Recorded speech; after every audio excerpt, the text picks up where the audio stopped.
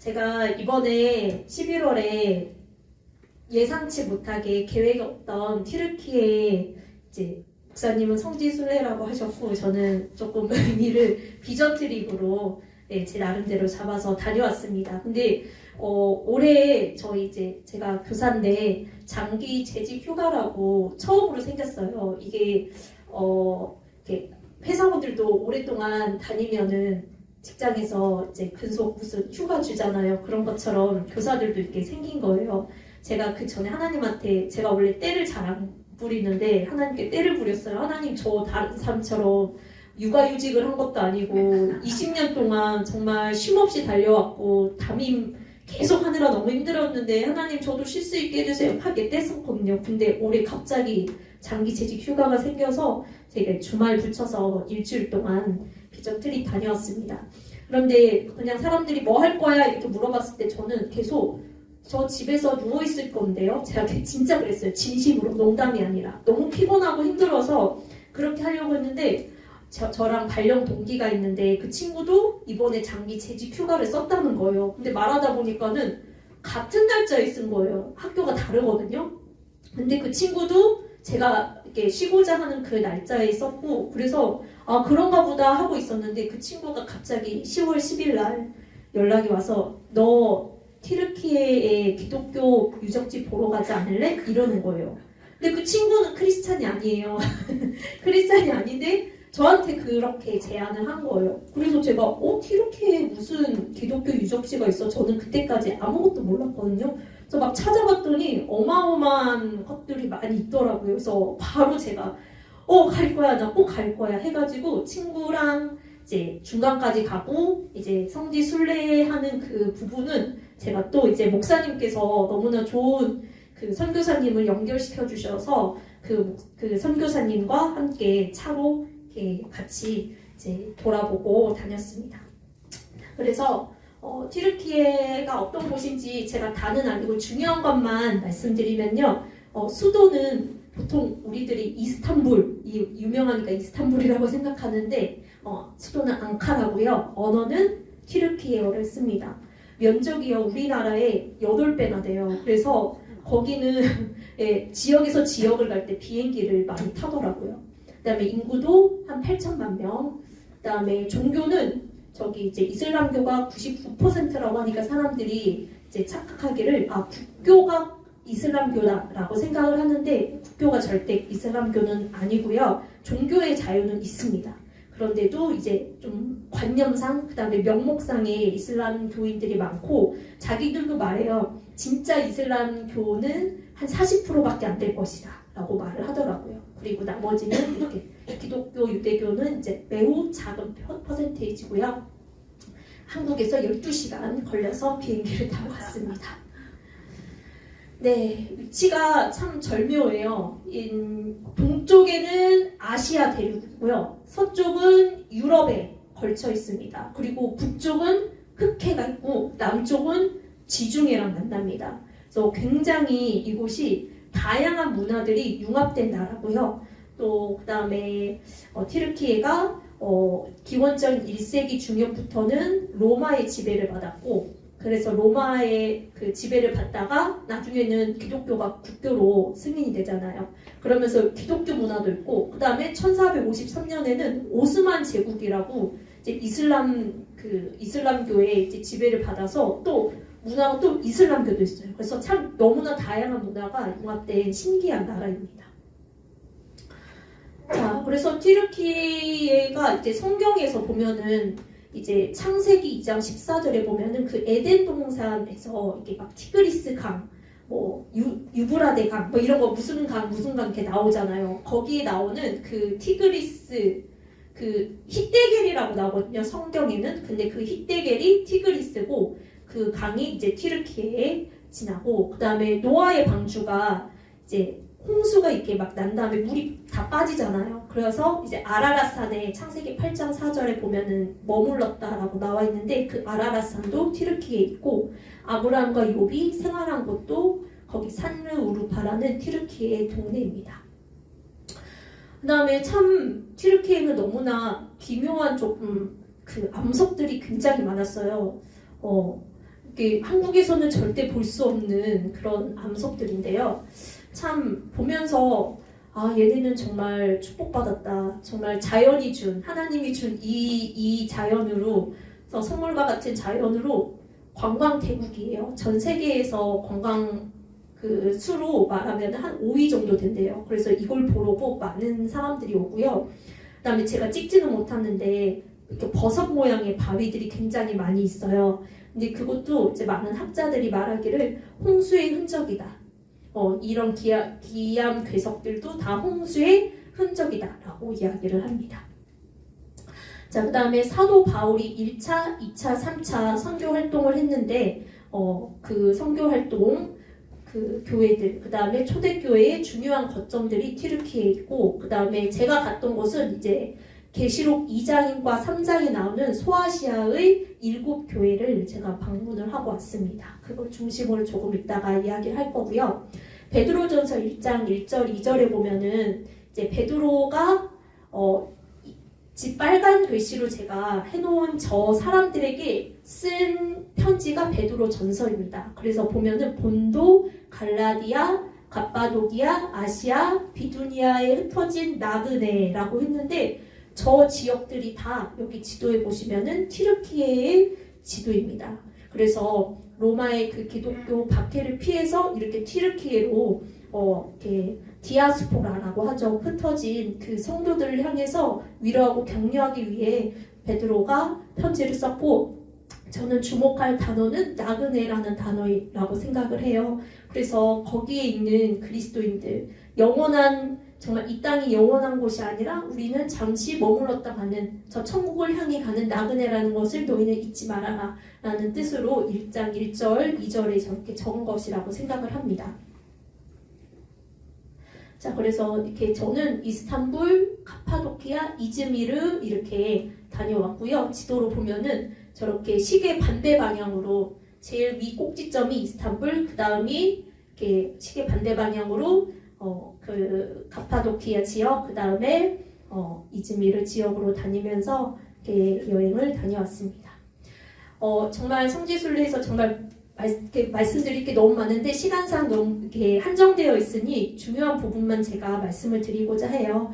이제 데린쿠유라고 해서 유네스코 세계문화유산으로 지정된 곳이 있습니다. 깊은 우물이라는 뜻인데 정말 개미굴처럼 땅굴처럼 어마어마하게 많이 그 지하도시가 형성이 되어 있어요. 카파도키아 지역에. 그래서 원래는 기원전 8세기, 7세기에 프리기아인들이 먼저 착공을 했는데 이 지하도시가 많이 왕성하게 된 때는 언제냐? 동로마 제국시대. 그러니까는 로마가 기독교를 박해했던, 그 기독교인들을 박해했던 그 시대에 이제 사람들이 박해로부터 피해서 저 안으로 들어갔고요. 그 다음에 또 한 가지는 그리스도인들이 나중에 무슬림 아랍인들 튀르크 쪽에 그 습격을 받았을 때 또 피난처로 이동을 했다고 합니다.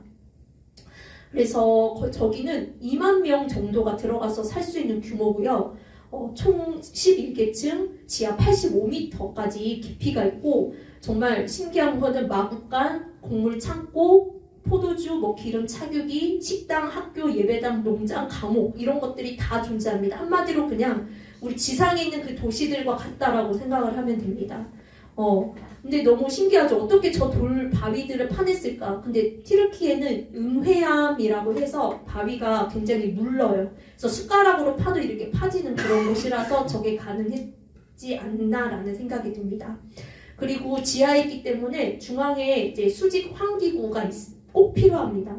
그래서 저도 이제 들어가기 전에 가이드가 물어보더라고요. 저희들한테 혹시 심장이 안 좋거나 폐가 안 좋거나 천식이 있는 사람 알려주세요라고 이야기를 하더라고요. 이제 공기도 그렇게 많이 좋지 않고, 그다음에 많이 구부리고 오리걸음으로 막 다녀야 되는 그런 곳도 있기 때문입니다. 그래서 참 독특한 기호, 자기들만이 알 수 있는 그런 기호로 길을 표시해서 외부 침입자는 일단 들어오면은 길을 잃을 수밖에 없어요. 굉장히 미로로 되어 있고, 또 저기 거대한 바위문을 통로마다 설치해서 비상시 통로를 딱 막아서 이제 도시를 성처럼 봉쇄를 해버립니다. 그런데 이제 이런 데린쿠유와 같은 지하도시가 전체 지하도시에서 지금 10%만 공개된 라는 사실, 나머지 90%는 안전상 공개를 하지 않고 있다고 합니다. 이게 그 환기구예요. 저 왼쪽에 거는 밖에서 봤을 때 환기구고, 저 오른쪽 거는 들어가서 이제 사진으로 찍은 겁니다. 저 환기구가 없이는 사람이 살 수가 없겠죠. 그래서 들어가는 입구고, 그 다음에 저렇게 좁은 통로를 이렇게 사람들이 다니는 모습입니다. 그래서 보면은 저기 세 다 부엌을 나타냅니다. 그래서 한 가정당 하나의 부엌이 있는 게 아니라 공동 부엌이라고 많은 사람들이 이제 봅니다. 그래서 여러 가정이 함께 쓰는 곳이고요. 그다음에 저렇게 좁은 계단들, 거실이 있고요. 그다음에 저기는 이제 음식을 저장해 놓는 그런 곳이고, 그다음에 아까 봤던 그 왼쪽에 그 바위 문도 있고, 오른쪽은 좁은 계단과 통로를 볼 수 있습니다. 제가 이렇게 손으로 가리키고 있죠. 저 손으로 가리키고 있는 거 위에 보면은, 자세히 보면은 십자가 표시가 있습니다. 십자가 표시, 저기 이제 교회라고 나와 있거든요. 움푹 들어가 있어요, 십자가가. 네, 저기에서 사람들이 교회에 그 예배를 드렸다. 그래서 그 모양도 이제 크로스로 이렇게 길도 이렇게 십자가 모양으로 해 놓았습니다. 네, 여기까지가 그 지하 도시고요. 정말 보면서 이 지하 도시에서 사람들은 햇빛도 없이 일평생을 살아가면서 그냥 나오면은 죽거든요. 밖에 받아서 정말 언제 죽을지 모르니까 일평생 거기서 살면서 저들은 어떻게 주님을 예배했을까? 과연 소리를 내서 주님을 찬양하고 기도했을까? 근데 어떤 마음으로 살아갔을까라는 그런 생각들을 하는 시간이었습니다. 네, 그 다음에는 이제 선교사님과 같이 다녔던 소아시아 7교회인데요. 왼쪽은 이제 지도고요. 사도 요한이 도미티안때 하나님의 말씀과 예수의 증거를 말한 것으로 인해서 반모섬이라는 곳에 유배가 됐습니다. 그래서 AD 95, 96년경에 그 반모섬에서 요한계시록을 기록을 했고요. 요한계시록 2장, 3장에 보면 이제 소아시아에 있는 7교회에 보내는 편지가 기록이 됐습니다. 근데 우리가 그 편지를 읽으면은 하나님이 막 그 교회들을 막 책망하시고 막 회개하라 막 이런 말씀이 나오니까는 굉장히 무섭게 느껴지는데, 근데 그 안에 보면은 그 책망을 하는 것은 너희가 회개하고 돌이켜라. 그래서 이기는 자가 되어라. 이런 하나님의 위로와 격려가 있는, 정말 너희들 이 박해가 영원한 줄 아느냐? 이 박해는 끝이 있다. 진정한 왕은 로마의 황제가 아니라 바로 하나님이다. 이거를 알려주는 그런 내용의 편지입니다. 네, 그래서 이렇게 다녔고요. 이거는 그 파묵칼레라는 곳에 가서 제가 찍은 것입니다. 네, 그 파묵칼레라고요. 이게 라오디게아 교회 근처에 그 파묵칼레라는 곳이 있는데, 거대한 산비탈을 따라서 온천수가 오랜 세월 흘러내리면서 형성된 계단형 새하얀 절벽입니다. 그래서 요한계시록 3장 15절에 보면 라오디게아 교회를 향하여서 하나님이 네가 차지도 않고 뜨겁지도 않도다 하고 이렇게 책망을 하시는 그런 말씀이 나오잖아요. 거기서 보면은 히에라폴리스에서부터 나오는 그 온천은 매우 뜨거워요. 근데 라오디게아로 흘러오면은 시간이 지나기도 하고 그 다음에 다른 강과 합쳐져서 그 온천수 물이 미지근해집니다. 그래서 그 미지근한 물을 이제 라오디게아가 그 당시로서는 물질적으로는 부유하지만 영적으로는 굉장히 빈곤한 신앙이다라는 것을 이제 비유해서 보여주는 것입니다. 그래서 거기 라오디게아 고고와 유적지를 보면 저렇게 신전 터가 항상 다 있고요. 그 다음에 저기 왼쪽은 세례터입니다. 저기서 이렇게 세례를, 이제 그리스도인들의 세례를 주는 모습이고, 저기 오른쪽은 선교사님과 함께 같이 다녔던 그 튀르키예인 자매들입니다. 그래서 선교사님께 지금 성경 공부도 배우고 있고 함께 주일에 나와서 예배드리고 있고, 그래서 같이 이렇게 성지 순례를 다녔습니다. 그리고 7교회 중에 하나는 아니지만 그냥 가는 길에 골로새 교회 터가 있어서 들렀습니다. 그런데 건물이 하나도 없죠. 아예 없습니다. 그냥 교회 터만 있다. 여기가 골로새 교회였을 것이다 라고 해서 거기 들러봤고요. 이제 보시다 보면은 계속 어떤 곳은 이렇게 건물이 세워진 것도 있고 어떤 곳은 없는데 선교사님이 그러시더라고요. 사람들이 와서 아 여기가 뭐 라오디게아 교회였습니까? 여기가 빌라델비아 교회였습니까? 라고 건물을 보면서 가르치는데 선교사님이 하시는 말씀이 그 초대교회 때는 예수의 옛자를 말하면은 잡혀가는 시기라서 건물이 있을 수가 없대요. 그래서 가정에서 조용히 정말 조용히 암암리에 비밀리에 모여서 예배하던 때라서 그렇게 건물이 있지 않고 지금 보여지는 그런 건물들은 나중에 콘스탄티누스 황제가 로마에서 기독교를 공인한 후에 그 뒤에 이제 공식적으로 세워진 건물이다라고 이야기를 해주셨습니다. 그다음에 이건 빌라델비아 교회고요. 저희가 골로새 교회 가느라 5분 늦게 갔더니 문이 닫혔더라고요. 그래도 그 앞에 가서 이렇게 찍어봤습니다. 그래서 빌라델비아 교회는 연약하나 열심으로 말씀을 지키는 충성된 교회라 칭찬만 받은 교회고요. 이기는 자는 내 하나님 성전이 기둥이 되게 할 것이다 라는 말씀이 있는데 저 기둥을 보면서 이 하나님 성전이 기둥이 되게 하신다라는 말씀이 무엇인지 느낄 수 있는 시간이었습니다. 그 다음에 또 이제 4대 교회를 갔는데 이미 또 시간이 지나서 겨울에는 많이 빨리 닫더라고요. 그래서 밖에서 찍은 사진이고요. 살아있는 이름은 있으나 죽어버린 형식적인 교회인 4대 교회. 그 다음에 이기는 자는 흰옷을 입을 것이요 내가 그 이름을 생명책에서 결코 지우지 않고 시인하리라. 갈 때마다 교회 앞에서 이 말씀들을 다 읽고 같이 선교사님과 이야기를 나누었습니다. 그 다음에 이제 또 저녁을 먹고 갔더니 아예 서문화 교회는 어두컴컴했고요. 어차피 서문화 교회는 들어갈 수가 없는 게 지금 개발 중이라서 아예 개방을 평소에도 하지 않더라고요. 그래서 서문화 지역 찾아봤더니 경제적으로 이제 굉장히 부유한 도시였습니다. 무역 도시로. 근데 이제 황제 숭배 사상에 굉장히 적극적으로 협조했고요. 그리스도인들은 그 당시 서문화 지역에서 그리스도인이라 하면은 일자리를 구할 수도 없고 재산을 다 몰수를 당하는 그런 형편이었습니다. 그러니까 생각해보세요. 다들 부유한데 그 가운데서 정말 찢어지게 가난하다라고 하면은 그 사람들은 그리스도인들인 거예요. 그래서 물질적으로는 가난하나 핍박 중에도 충성하는 영적 부자라고 하나님 앞에 칭찬만 받은 그런 교회였습니다. 그리고 서문화 교회의 감독이었던 폴리캅이라고 하시는 분이 이제 순교를 당했기 때문에 서문화 교회를 폴리캅 교회라고도 합니다. 그게 아까 첫째 날 있었던 일이에요. 그게 새벽 6시에 일어나서 들어오니까 밤 9시 반이더라고요. 굉장히 빡센 정말 그런 빡빡한 일정을 했고요. 두 번째 날은 이제 버가모 교회에 그 고고학 유적지를 갔습니다. 이렇게 항상 거기 가면은 그 신전 터가 다 이렇게 기둥이 남아있더라고요. 굉장히 높았습니다. 이곳은. 그래서 해발 굉장히 높았고 그다음에 이곳의 최초의 종합병원과 최대 규모의 도서관 그다음에 아까 보면은 원형 경기장 저기 오른쪽이 원형 경기장인데 굉장히 가파르게 있죠.